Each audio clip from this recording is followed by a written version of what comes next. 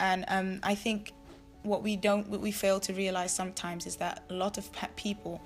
like Somalis, we didn't come here because we just wanted to find, we're not economic immigrants. We've come here because of a war. And a lot of people have seen some really horrible things before they came here, and they've lost a lot. They've lost their families, they've lost,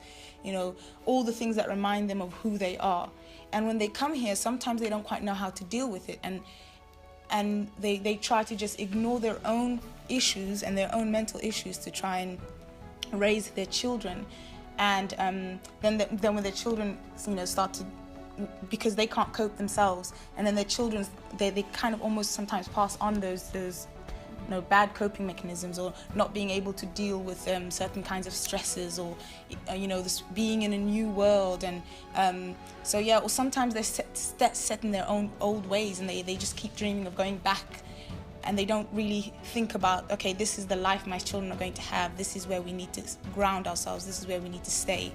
And I think that's just one little issue that could contribute to why maybe a lot of young Somali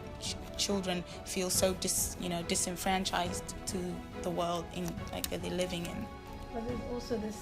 thing, to add on to what my sister just said, is that there's this feeling from the adults, I feel, that they feel like they've gone through such a hard time and worked their way out of it. How can these children who have everything not do well? waxaan ugu yidhi ilaa 40 knife crime yaa xaafadiini ka dhacay askartu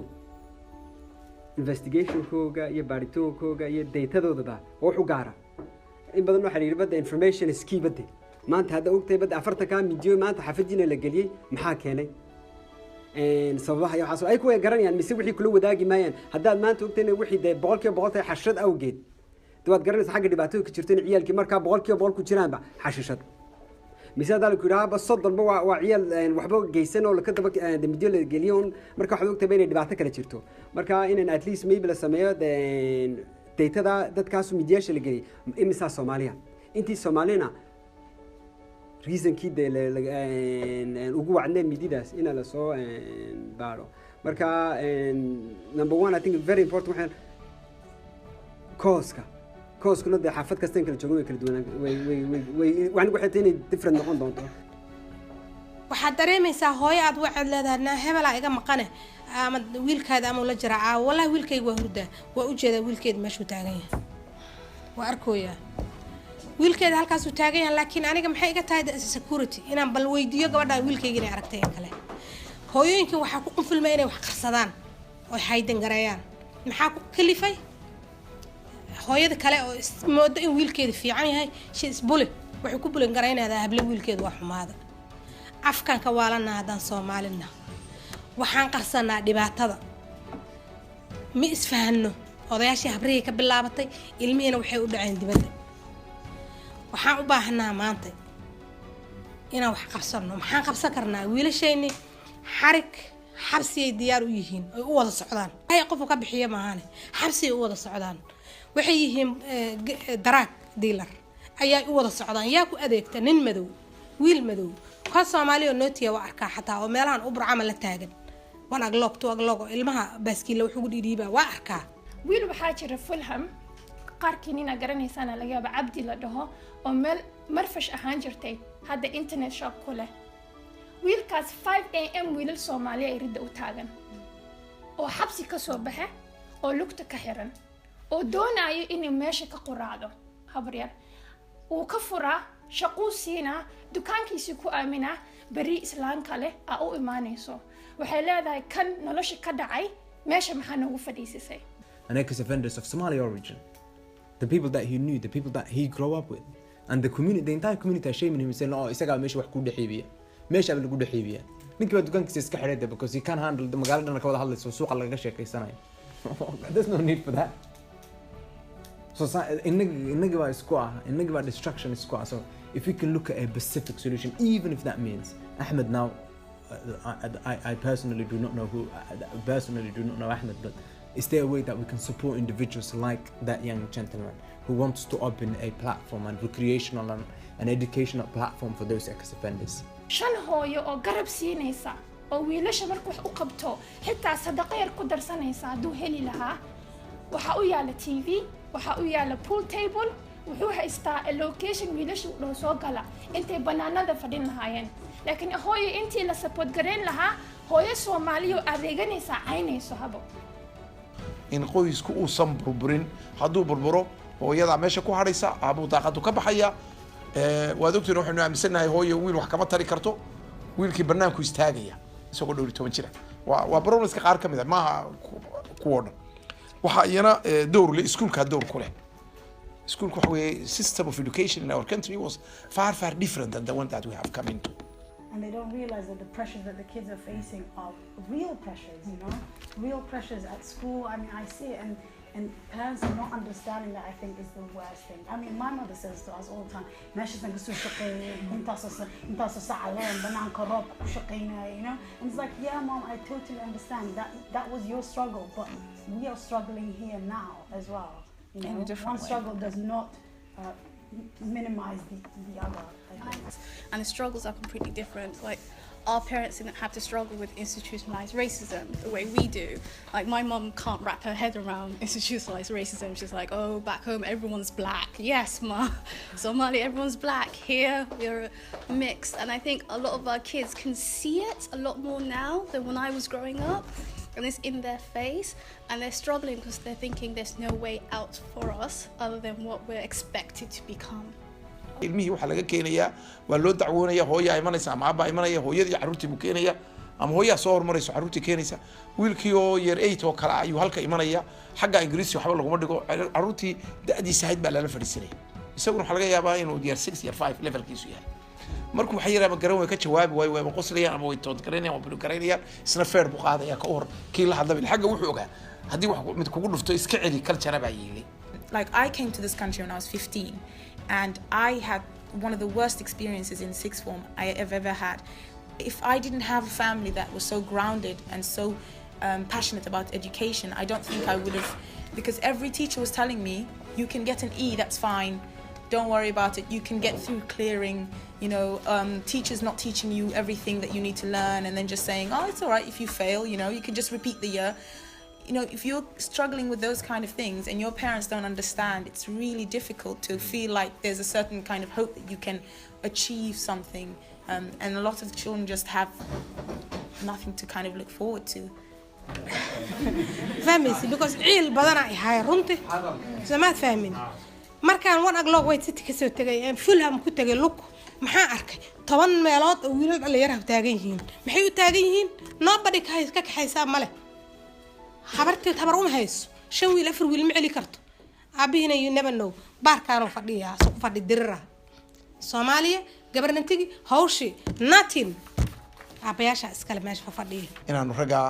la eedeynayo aabayaasha inaanu horta isku dayno iyagu inay fahmaan inay dhulkii joogeen waayo physically they are here but mentally dhulkii bay jiraan waxa maxayda lagaga hadlayo habeen oo dhan carruurtooda ka hadli maayeen waxa ka hadli runtii waa khalad aan leenahay dadku leeyahay laakiin xagee ka timi horta markii hore waxaan odhan lahaa maxay waxaan maxaaba keenay inaga burburkan ina haysta ma waxaan waa qayb kamid ah aniga ayaan qabaa this one of the issues not the issue carruurta tan la wax diraya mujtamac dhan waa community dhan baynu nahay almost waa baababayna waa burburay runtii aadan waxaan aqsanahay wiilasha aan meesha ku dhalno dhan waxay u socdaan xabsi diilareeyeen naayfaysitaan gaanay ku socdaan aabba ma haystaan hooyada tabar uma hayso maxaan qaban karnaa maanta waa ka baxraan lahaad cudurka dhan meesha oo ka jiro runta aan idin sheego waa community la'aan cudurku meesha ka jira waa community la'aan annaga waxa nagula sameeyo laguma sameeyo Soomaalida waxa lagu sameeyo laguma sameeyo dadka kale oo nala degan oo dadka nala degan laguma sameeyo waxa la galka dilkartiisana si yas ragana dhinac waynaga en liidan yihiin laakiin maskaxdan ka dilnay habaryar power kan yaana siiyay wadankan aan ku noolnahay ilaahay wuxuuna dhahay nimanka habaryar waa maintenance waa protectors لكن أنا كم حدا رسول كان صلى الله عليه وسلم قف هدان ليه لها إنه أسجود بلا آدم وحنديه لها حاس كنين كذا أسجوده ما كوضين أنا كإس ديسكريت قرينينه لكن حكمة ذا كجرت هبرير يا حكمة دي أنا كأن رجعنا كقادنة my opinion if you want to disagree with me wiilashana maanta waxa ku dhacayo in my opinion habareer waa inkaar wiilasha ragga waa weyn laga galay uga shaqayn karnaa inaan self confidence yeelano horta first of all hooyada maanta aniga inaan inta soo istaago aan wiilkayga dhihi karo wuu xun yahay hebel please maxay ugu caawin kartaa aniga tan haday ugu bulgaraydo waa inaan I don't care naqdaa maxaa iga galay because tan aniga waxba igama gelin hadii wiilkaydu fiican yahay aniga wiilkayguna fiicnaada wax iga gala dan wiilkaygu markuu fiicnaado tan hadduu ka xun yahay uma fiicnaanayo runta kayga ka salfanaayo ama keeda iga salfanaayo waa inaan anagu hooyooyinkii shiranaa self confidence u sheegnaa waa inaan siinaa self esteem waa inaan siinaa hooyadu wacyigelin waa in la siiyaa inaysan qarsan dhibka war aniga ilaahay baa dhibka iga qaadi kara cunugeygana ilaah soo yeeday kara no one hadeegi kara ma jirto waa inaan dareemaa aniga inaan naagtaan hadday caydo I don't care inaan iraahdo laakiin wiilkayga sidaan u support garay kara anigaas kula hadlay habar group baan hadaa hal meel kama hado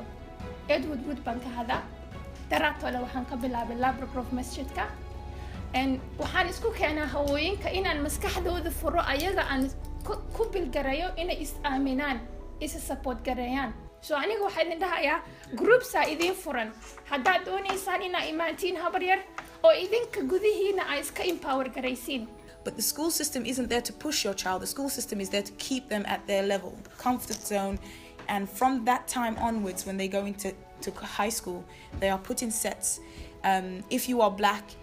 if you are minority, usually there are certain stereotypes that parents have. Income teachers as well. Income affects you. Parents, teachers talk about different kinds of incomes. You know, they say children on pupil premium have, you know, issues. You know, they expect them to do worse. askartu ilmaha waa bulgareeyaan Soomaalida targada u yihiin ilmaha Soomaalida lama qabta cadaanka lama qabta madowga daraaga waxa lagu gadaa target ku ah waa wiilasha Soomaalida annaga waxa nagula sameeyo laguma sameeyo Soomaalida waxa lagu sameeyo laguma sameeyo dadka kale oo nala degan dadka nala degan laguma sameeyo marka aniga gabdhaha iyo hooyooyinka ragga anoo dambeeyaan ragga in badan aynay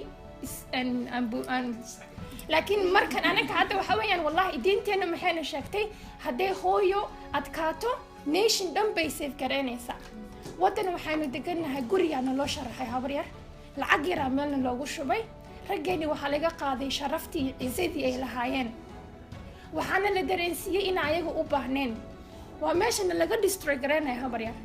marka guriga ka saarno habar yar ani waxaan arkay rag xaasaskooda intay emotionally abuse ku sameeyeen ya sida guriga camal iskaga nool inuu ilmo yahay ninkii hoos fiirinayo habar yar awood aan lahayn confident aan lahayn soo wiilkiisa confident u geliya habar yar waxa weeye parentska caruurta dhalay waxay ku jiraan culture-keenii hore haya ya marka waxa ku dhacay in change yimi oo la yiri hooyada mas'uula aabbuhuna waxba maaha waa taa hadda gabadhu ay sheegaysa xaqiiq weey waxyaalaha u horeeya barnaamijka keenay xagga sida kale yahay waxa weeye odayga mas'uulaha hooyaduna waxaynu ku dhaqmi jireen dhaqankii islaamka oo oran jiray al-ummu madrasa wal abu mahkama inta carabida waxa weeye aabuhu sidiisaba waa maxkamad marka wax dhacaan oo hooyadii caruurtii waxa mushkilad kale ku kala xukun tiraahdo hooyaduna madrasad dhan iskuul hooya wax rabaysa dhulkeen dhaqanka wanaagsanaaye hooyaduna dowrkeeda lahayd roolkeeda oo muuqda lahayd aabuhuna roolkiisa lahaa family is ixtiraamayay waalidka iyo ehelkuna iyo jaarkuna la shaqeynayeen ba shaqeyn jiray we discussed the problems we've seen some of the problems and the mother put it really and well the so-called community the communities that you guys hear there is no such a thing we are the community and we're here today us here together in this table we are the community so if you are expecting for somebody else to fix your problems forget it because nobody else will be coming to fix some of the issues and some of the challenges that we're facing. So if we are all aware of the issues and the challenges, then I hope we can articulate some ideas and some solutions. tan kale waxaan ku talin lahaa si waxaan horta waxaan muddo soconaya markii si sahal laguma bedeli karo si aan ula socono ul magacaysiin